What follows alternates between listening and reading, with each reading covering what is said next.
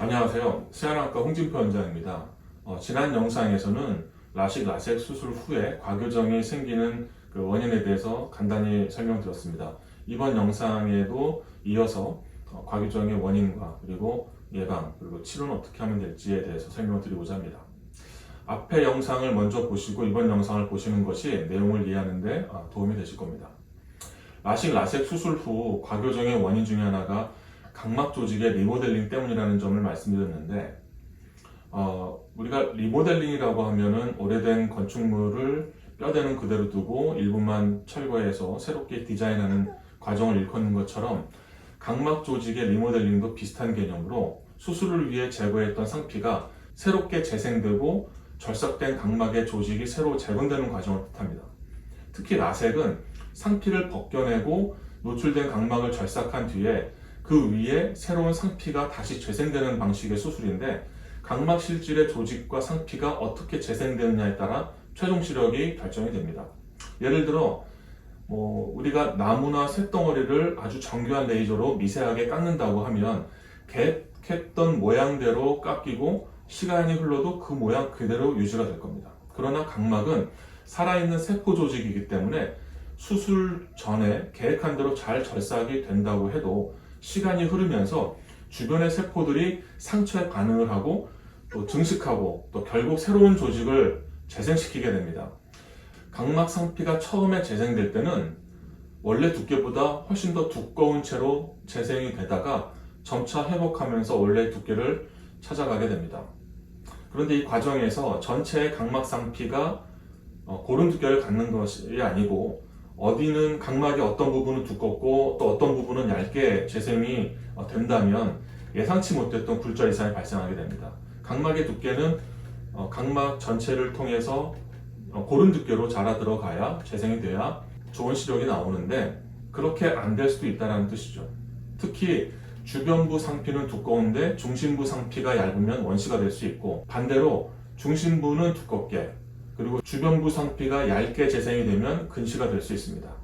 이렇듯 수술 전 검사한 대로 정확하게 수술을 했는데도 과교정이 되는 이유는 어느 하나의 원인보다는 여러 원인들이 복합적으로 작용해서 나타나는 결과인데, 거기에는 새로운 각막의 조직이 재생될 때 주변부, 중심부 차이가 발생하는 것도 하나의 원인으로 볼 수 있겠습니다.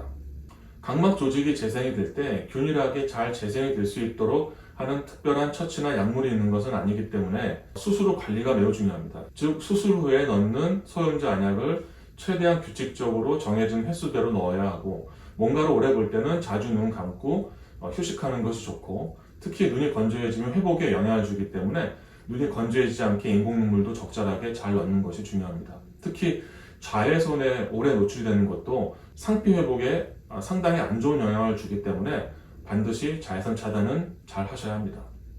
또한 수술 전에도 여러 자세한 검사를 통해서 과교정의 가능성을 예측을 해야 되는데, 가령 시력 검사할 때마다 근시 난시 도수의 변화가 꽤 있거나, 특히 자동굴절 검사나 또는 현성굴절 검사에 차이가 있거나, 또 저교정된 안경이나 렌즈를 오래 착용해온 경우라면 수술 후 과교정의 가능성을 의심해 봐야 합니다. 또한 조절마비 시력 검사라는 것이 있는데, 이것은 초점을 조절하지 못하게 일시적으로 마비를 시켜 눈에 힘을 뺀 상태에서 시력 검사라는 것을 말하는데, 일반 시력 검사와 또 이런 조절마비 시력 검사에서의 근시 난시의 차이가 많이 발생한다면 과교정의 가능성을 또 염두에 두고 수술해야 합니다.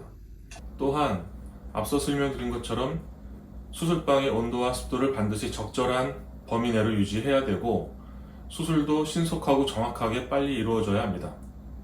그리고 정기적인 레이저 장비 점검을 통해서 레이저 장비의 상태가 최상의 상태로 유지되어야 과교정을 예방할 수 있습니다.